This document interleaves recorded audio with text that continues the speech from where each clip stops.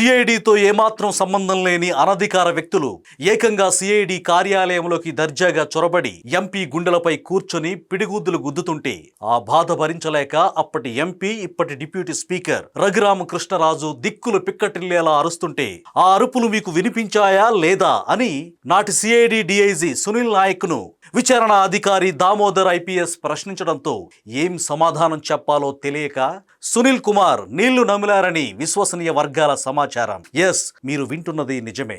Right. నమస్తే, welcome to think Andhra. నేను మీ Manik.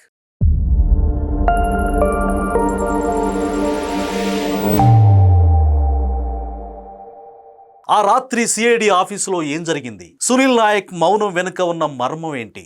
Andhra Pradesh రాజకీయాల్లోనూ police వర్గాల్లోనూ సంచలనం రేపిన రఘురామకృష్ణరాజు కస్టడీ చిత్రహింసల కేసు ఇప్పుడు కీలక మలుపు తిరుగుతోంది. నాడు ఎంపీగా ఉన్న ప్రస్తుత డిప్యూటీ స్పీకర్ రఘురామకృష్ణరాజును కస్టడీలో హింసించారన్న ఆరోపణలపై విచారణ ముమ్మరమైంది. 5వ రోజు విచారణలో భాగంగా ఐపీఎస్ అధికారి సునీల్ నాయక్ ను విచారణ అధికారి దామోదర్ ఎదుర్కొన్న తీరు, సీన్ రీకన్స్ట్రక్షన్ సమయంలో వెలుగు చూసిన ఆసక్తికర అంశాల గురించి ఈ రోజు మనం పూర్తిగా విశ్లేషించుకుందాం. విచారణలో భాగంగా సోమవారం మధ్యాహ్నం 12:30 సునీల్ నాయక్ ను గుంటూరులోని సిఐడి ప్రాంతీయ కార్యాలయానికి తీసుకెళ్లారు. సరిగ్గా రఘురామను హింసించారన్న గది పక్కనే ఉన్న గదిలోకి సునీల్ నాయక్ ను తీసుకెళ్లి ప్రశ్నల వర్షం కురిపించారు. నాడు రాత్రి 10:30 గంటల నుంచి తెల్లవారుజామున 1:30 వరకు మీరు ఇక్కడే ఉన్నారు కదా, పక్క గదిలో ఎంపీ అరుపులు మీకు వినిపించలేదా అని ఎస్పీ దామోదర్ ప్రశ్నించినప్పుడు సునీల్ నాయక్ నీళ్లు నమిలారు. ఏం చెప్పాలో అర్థం కాలేదాయన. ఒక ఐపీఎస్ స్థాయి అధికారి పక్క గదిలో ఉండి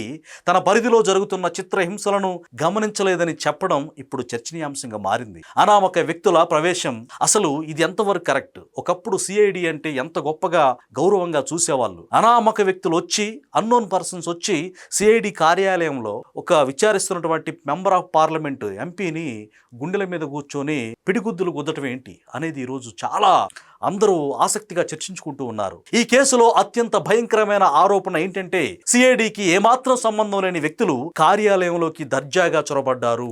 రఘురామకృష్ణరాజు ఫిర్యాదు ప్రకారం గుర్తు తెలియని వ్యక్తులు ఆయన గుండెలపై కూర్చొని పిడిగుద్దులు గుద్దారు. అసలు సిబ్బంది కాని వారు లోపలికి ఎలా వచ్చారు? వారిని మీరు అడ్డుకోలేదా ఎందుకని అని ప్రశ్నిస్తే సునీల్ నాయక్ దగ్గర సమాధానం లేదని తెలుస్తోంది.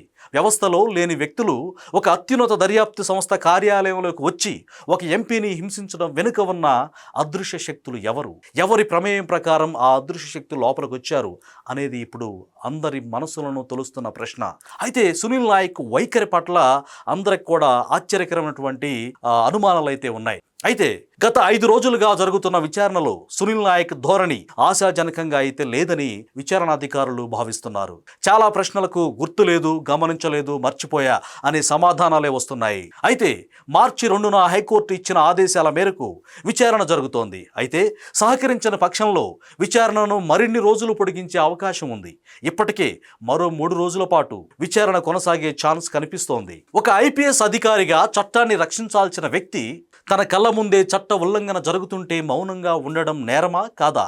ఈ విచారణలో వెల్లడయ్యే అంశాలు కేవలం ఒక్క అధికారిపైనే కాకుండా ఆనాడు ఆ మొత్తం ఆపరేషన్ వెనక ఉన్న రాజకీయ పెద్దల జాతకాలను కూడా బయటపెట్టే అవకాశం లేకపోలేదు, ఖచ్చితంగా ఉంది. 5 రోజుల విచారణ, 15 నిమిషాల సీన్ రీకన్స్ట్రక్షన్ వెరసి రఘురామకృష్ణరాజు కేసులో నిజాన్ని బయటపెట్టే దిశగా అడుగులు పడుతున్నాయి. సునీల్ నాయక్ నోరు విప్పితే మరిన్ని సంచలన నిజాలు బయటకొస్తాయి.